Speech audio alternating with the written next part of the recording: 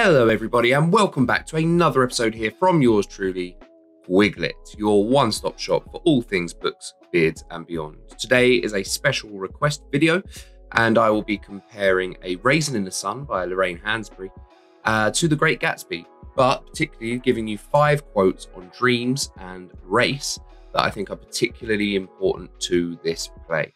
So as always, give this video a thumbs up, be sure to share it with all your friends and peers and family, and hit the bell icon for more of videos from Wiglet itself.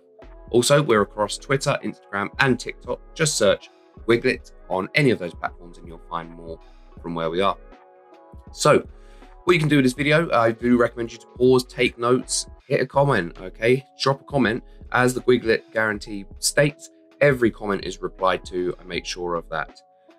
In addition, test yourself. Use this as an opportunity to repeat your understanding of the text. Really important to get a really ingrained understanding of the text itself, and repeat viewings will help with that. And in addition, as I say there, repeat. Okay, the best students and the highest quality performances are always from students who repeat their knowledge, are disciplined and go through these time and time again. So it's really useful to make sure that you do that. So some similarities between the texts. I've given a little bit of a moment here to compare A Raisin in the Sun to The Great Gatsby and how they're very similar in that regard, particularly on the notion of dreams. So for instance, both are concerned with dreams and aspirations. I think that's really clear from the get-go. You can't not notice that in the protagonist of J. Gatsby or the younger family in Lorraine Hansberry's play. Particularly, the dreams in both rely on this idea of assimilation. It's the idea of fitting in, whether that is the younger family moving to a white neighborhood, or if it's J. Gatsby trying to assimilate or fit in with the old money class of the Buchanans and Nick Carraway.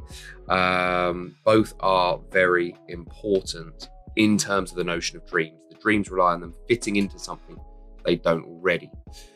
For example, one slight difference here, the assimilation of what they're trying to do and the barriers to it are particularly different. So in A Raisin in the Sun, the young family and their assimilation and the block on that, one particular possible obstacle was represented in Carl Lindner, is this idea of their identity, particularly through race. Being a black family, attempting to go into a white neighborhood is met with some polite, albeit very clear resistance. In The Great Gatsby, however, identity is sought through class, or what's really the notion of an old money clique.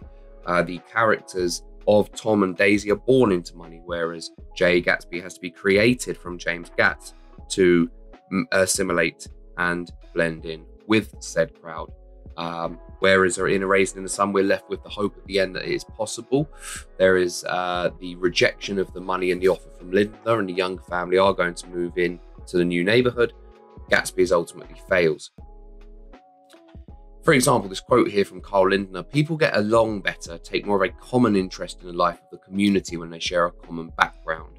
So he's very clearly hinting here at this notion of race being a block and an obstacle for the younger family when it comes to their dreams. Notice this repetition of common community. They all etymologically, in terms of their origins, come from this idea of being together. The repetition of common there, as well as a word that is a kind of morphology of it in community, both demonstrating how they don't have things in common. The fact Lindner repeats this idea of common and community shows he's trying to subtly imply how starkly different they are to their future prospective neighbours.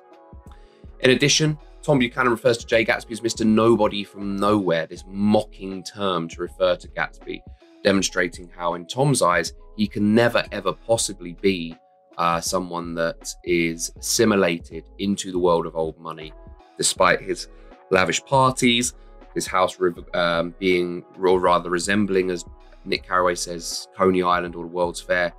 He will always be Mr. Nobody from Nowhere. Point Tom is at pains to make to Daisy and Nick. Now, both interestingly use the idea of alcohol as a conduit for possible dreams. So where Walter wants to run a liquor store, Gatsby makes his fortunes primarily through bootlegging at a time where prohibition was very real. Now, context has to be applied here. Walter's dreams of running a liquor store are frowned upon, but they're not inherently illegal. That's the thing. Whereas with Gatsby's, they are, at the time of the context of the novel's production, it was entirely illegal. So both of you trying to use this idea of alcohol as a kind of way to escape their realities and achieve their dreams. Some more successful than others, but ultimately both are flawed, whether that's through the criticisms of their family members or the fact that their associations with individuals. So Maya Wolfsheim, apologies, are brought to question for Jay Gatsby.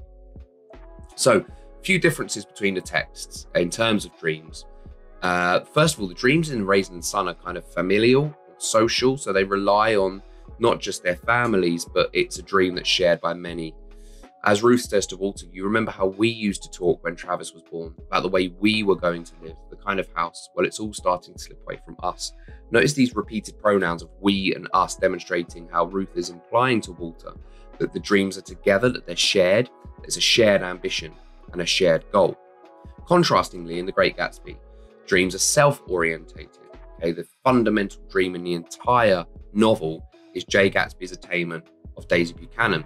As he says, my life has to be like this. It has to keep going up.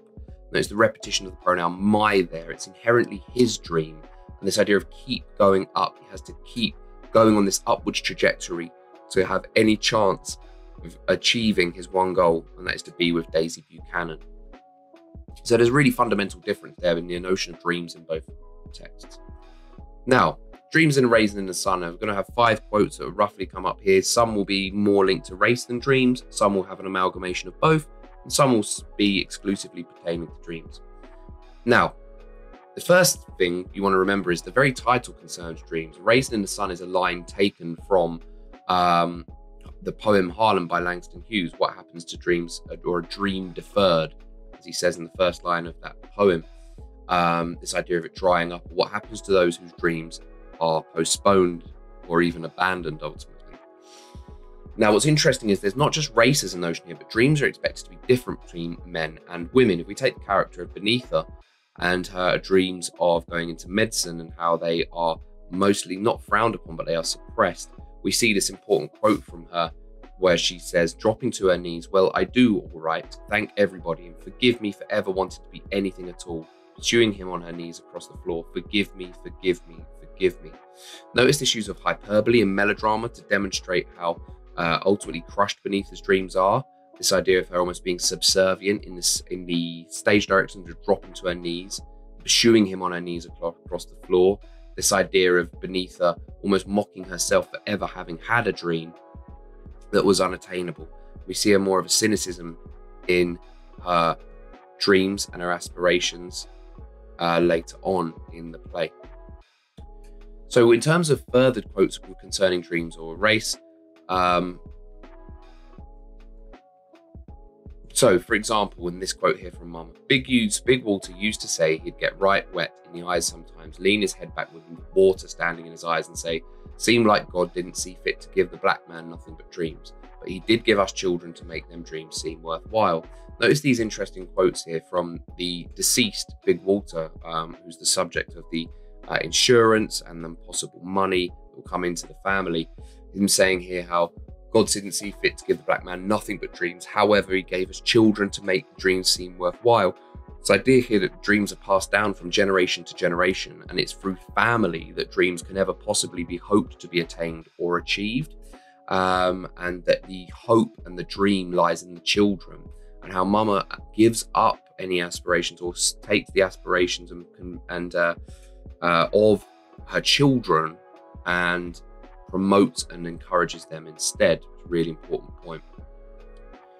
And then we've also got this quote here, where Walter realizes that they'll be able to get the money from the life insurance. He says to his son, Travis, just tell me where you want to go to school and you'll go. Just tell me what it is you want to be and you'll be it, whatever you want to be. Yes, sir.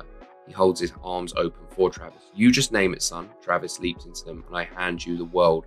Notice the idea here that when money seems tangible and real, Walter is re-energized by this notion and the dreams are infectious, and we see this idea of a melodrama and a hyperbole similar to Beneatha, but with Walter, the dream could become much more realistic. The repetition of exclamation marks, I hand you the world, this notion that the dream will pass down to the son again, that he was going to promise the very earth to Travis, and the excitement that dreams can have for somebody in the play becomes intoxicating almost.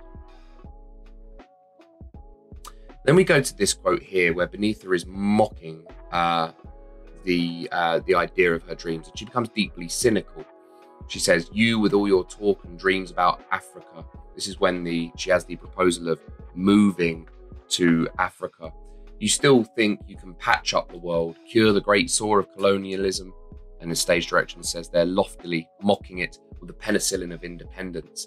Here she shows how dreams can create cynicism, how dreams can create almost a depression amongst the characters. This is all your talks and dreams.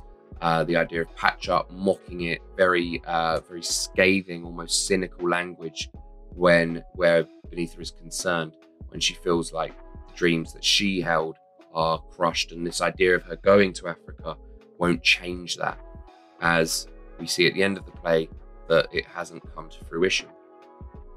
And one final one we have here, towards the very end of the play, where Walter is talking to Carl Lindner at the very end. He says, "We have decided to move into our house because my father, he earned it for us brick by brick." I think there's two really important points here. Notice he cites his father as the inspiration for that. So we see how dreams in A Raisin in the Sun, unlike Great Gatsby, come from a familial context. The dreams are encouraged on the child and they are hoped to be attained for the child. And Walter cites his father as the inspiration there. Whereas we only get the only tangible aspect of the father we get in The Great Gatsby is when Jay Gatsby passes away and his father is seen at the funeral. Really different notions of dreams and aspirations. But also this idea of brick by brick, this idiom here is demonstrating how dreams aren't achieved overnight, but they are through painstaking, laborious aspects, and how it takes them an awful lot of time to ever be achieved. Another real stark contrast to Jay Gatsby and his ideas of instantaneously not only being able to claim back Daisy Buchanan, but also to erase the past, as he's very desperate and sincerely earnest in trying to do so. So the notion here in Raising the Sun of dreams being slow and hard fought for, in contrast to The Great Gatsby's quick and often brutally dismissed and ended. So there was just a few. Thank you very much for viewing and watching today's video. I hope it's given you some greater insights. Do be sure to like, share and subscribe. And don't forget, we're across Twitter, Instagram and TikTok. Just search Gwiglet for more books, beards and beyond, more information. Don't forget the Gwiglet guarantee, as I will reply to every comment I receive. So as always, thank you very much for your time. Take care, all the very best, and